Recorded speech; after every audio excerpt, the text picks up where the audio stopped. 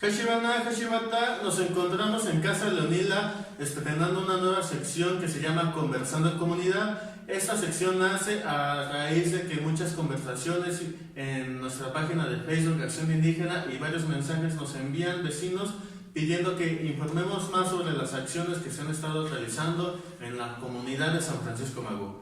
Estamos estrenando esta sección con Carlos Galicia, una persona muy conocida de aquí de la comunidad. Y bien, en esta ocasión vamos a platicar un poco sobre el acto que se llevó a cabo el pasado 9 de agosto en la explanada de la delegación, donde se develó una placa en el marco de los pueblos indígenas. Hola Carlos, buenas tardes, ¿cómo estás? Buenas tardes, bien, pues aquí andamos estrenando esta nueva sección con todos y todas. Ok, esperamos que tenga buenos resultados y vamos a empezar con la primera pregunta que nos han hecho llegar muchas veces a la página Acción Indígena Magú, y es, ¿qué es un pueblo indígena? Pues es una pregunta que muy debatible, digamos que muchos años se ha estado revisando y creo que vale la pena hacer un pequeño recuento histórico acerca, ni siquiera es una definición, más bien no existe una definición acerca de lo que es un pueblo indígena, pero sí hay como ciertas características que el Estado, los estados, especialmente en Latinoamérica, han considerado como persona o pueblo indígena, ¿no? Y creo que cabría hacer este recuento precisamente porque, bueno, en su página, que es una de las más seguidas aquí en San Francisco Magú, yo he visto algunos comentarios acerca que dicen que ya no vestimos con la ropa tradicional otomí, ya no se habla mucho la lengua y por eso ya se deja de ser un pueblo indígena, ¿no? Hay que decir que estos criterios de la lengua y de la vestimenta, si bien son fundamentales para un pueblo indígena, pues no necesariamente son determinantes, ¿no? En los años 50, sobre todo, estos criterios eran fundamentales. Quien hablaba la lengua, quien vestía con el vestido tradicional, pues era un indígena.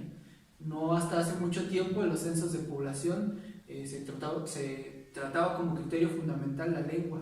Todavía en el censo del 2010 se tomaba como criterio fundamental. Pero ahora, digamos, en estos tiempos los criterios son distintos, ¿no? El artículo 2 de la Constitución Política de los Estados Mexicanos nos dice que un pueblo indígena nos señala ciertas características, o contendrá ciertas instituciones económicas, políticas, ¿no? De impartición de justicia, total o parcialmente. ¿Qué significa esto? Que, pues, por ejemplo, el Estado puede estar participando. En el caso, por ejemplo, de San Francisco Magú, son los delegados. Esta parte de nuestros delegados que escrituran los predios es una institución local de nosotros, en donde no participa necesariamente el Estado, sino la organización del pueblo de San Francisco Magú, ¿no? Pero por otro lado también existe el COPACI, ¿no? Que es una institución sobre todo del municipio, del ayuntamiento, ¿no? El Consejo de Participación Ciudadana. Entonces en San Francisco Magú tenemos instituciones locales propias, políticas, ¿no? En este caso que es la delegación, y por otro lado mezclada con la institución digamos más del Estado, más del gobierno, que es el COPACI. Entonces entendemos como un pueblo indígena precisamente un pueblo que contiene alguna de estas características, ¿no? Recientemente en la Ciudad de México, con la Constitución que tiene pocos años, se han estado retomando estos criterios, o en el caso de los pueblos originarios de la Ciudad de México, pueblos y barrios originarios de la Ciudad de México. Son pueblos y barrios que conservan ciertas instituciones políticas, económicas o culturales y son equiparables a lo que es un pueblo indígena, sin necesariamente estos pues hablar alguna lengua indígena, alguna lengua originaria o tener una vestimenta tradicional, ¿no? Entonces es muy amplio lo que es un pueblo indígena, pero sí nos acerca un poquito en la Constitución, el artículo número 2 y el convenio 169 de la OIT. Ok, Carlos, también he escuchado hablar mucho sobre el derecho a la libre autodeterminación. ¿Qué es este derecho y cómo podría aplicarse aquí en la comunidad de San Francisco Magú como pueblo indígena?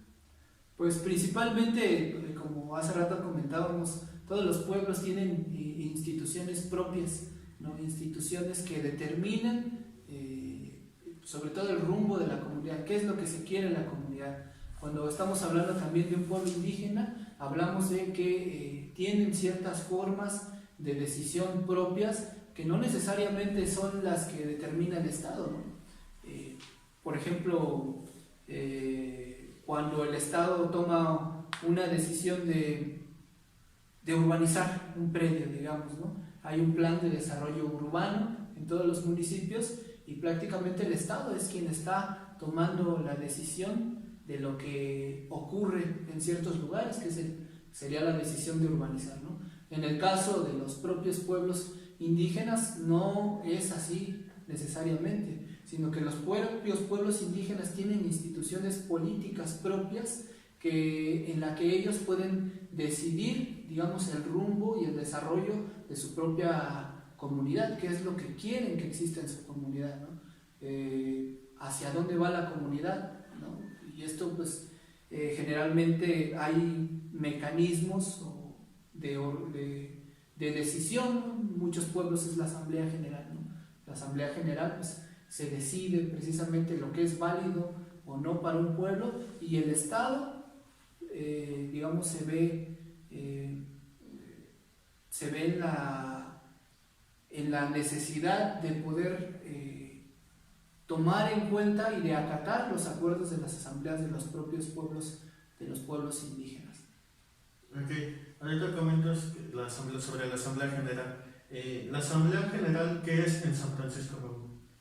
La Asamblea General en un ideal tendría que ser el máximo órgano de decisión, respetado por todos y todas en sus acuerdos y validados por todos y todas independientemente de que asistas o no en San Francisco Magú, ¿no?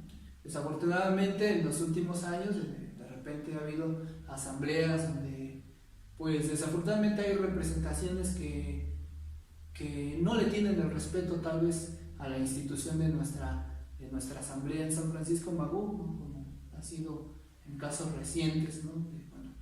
Sobre todo la asamblea del agua que vivimos hace 2 meses, ¿no? Creo que no se tuvo el suficiente respeto hacia la asamblea y se tomaron acuerdos que no necesariamente representaban el sentir de las personas. Eso debe ser la asamblea, ¿no? Es el tomar acuerdos con base en el interés comunal, común para todos y todas y no personal. Entonces eso debe de representar aquí en Magú, y creo que históricamente nuestros abuelos cuentan que así había sido, ¿no?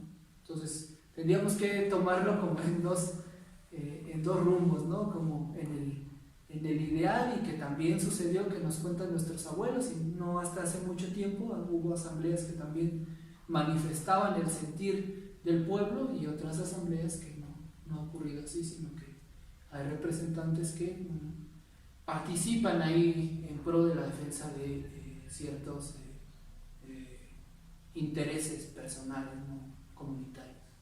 Ok, Carlos. Volviendo un poco a lo del viernes, el acto de develación de placa, estuvo presente el licenciado Armando Navarrete, es presidente municipal de aquí del ayuntamiento.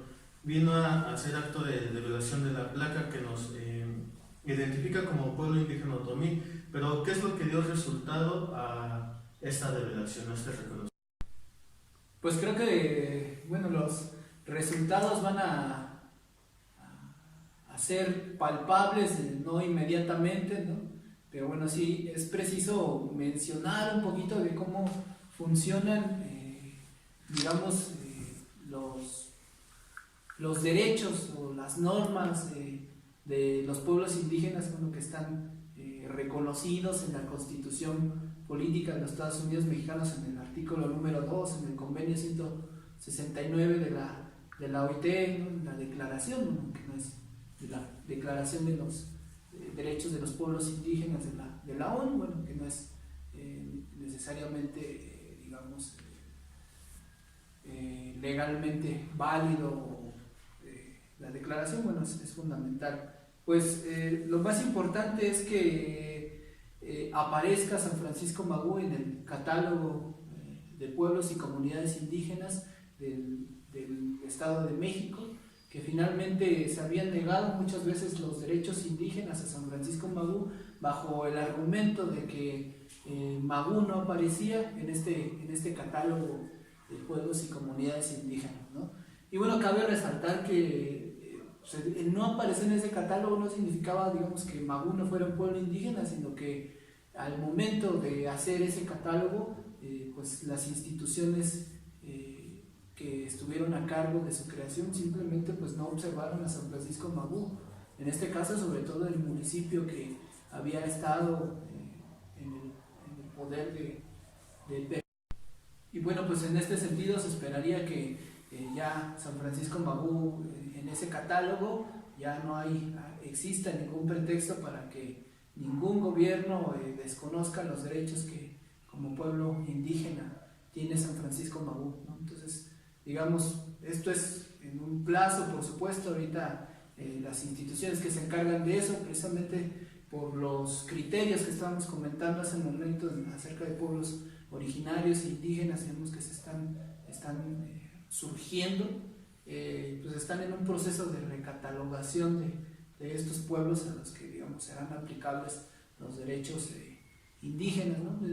Repito, parecería una contradicción que el Estado diga quiénes realmente a quiénes son aplicables los pueblos indígenas o no. Aquí en San Francisco Magú hay que hacer, digamos, precisamente este paréntesis: se han ejercido los derechos indígenas por precisamente la autodeterminación del pueblo. En el caso, por ejemplo, de la defensa del bosque, en diversas asambleas se ha estado proclamando los derechos que tiene como pueblo indígena San Francisco Magú, precisamente autodeterminar su propio destino, ¿no? Entonces, pues no dejar de lado también los procesos, digamos, de autonomía locales, pero institucionalmente, como decía hace un momento, es importante para que no exista ningún actor político que niegue los derechos que tiene San Francisco Magú. Ok. Bien, Carlos, en los últimos 6 años se han realizado varias actividades con el acompañamiento de defensorías de derechos humanos, se han realizado mesas de trabajo estatales y federales. Recientemente, con la accesibilidad que tiene este gobierno municipal, pues han tenido varias mesas de trabajo que también diera resultado al acto que se realizó el pasado viernes 9 de agosto en el Día de los Pueblos Indígenas. Después de todo esto, y ya con el acto con la revelación de la placa, con el reconocimiento municipal, pues ¿cuál es el siguiente paso a seguir en esta lucha que todavía sigue por defender nuestro bosque? Pues igual, como habitante de San Francisco Magú, creo que pues tendríamos que hablar sobre el bosque, ¿no? Es algo que dio origen y que sembró a nosotros a movilizarnos como jóvenes, como que estaban preocupados cuando se empezó a talar en el año 2012, ¿no? Creo que es algo fundamental precisamente en los discursos que existieron el 9 de agosto, Día Internacional de los Pueblos Indígenas. Creo que tú que estuviste participando ahí, Berenice, la compañera Berenice también, los discursos no fueron, digamos, nada suaves, ¿no? Lo que decían, la etapa del reconocimiento, digamos, está concluyendo. Ahora vámonos a la cuestión de los derechos propiamente, y la cuestión del bosque es algo que todavía no está, digamos, solucionado, ¿no? Creo que este gobierno por etapas ha estado, digamos, saldando precisamente esos pendientes, ¿no? La cuestión del reconocimiento ha concluido, y bueno, también creo que el gobierno municipal seguramente también estará participando con las preocupaciones que tenemos como habitantes de San Francisco Magú acerca de la situación del bosque, que bueno, tiene todavía un uso de suelo. Existe un plan de desarrollo urbano municipal que marca ese territorio como zona urbanizable, ¿no? Y que tarde o temprano puede venir un fraccionamiento nuevamente ahí. Es realmente preocupante, ¿no? Entonces, pues creo que son los retos que siguen. Bueno, finalmente el pueblo tendrá que decirlo. Desde mi perspectiva y bajo los pequeños censos, pláticas que he tenido con compañeros y compañeras, creo que es un consenso esta preocupación y posiblemente sea lo que sigue, ¿no? Y bueno, esperemos que salga todo bien en ese proceso. Bien, Carlos.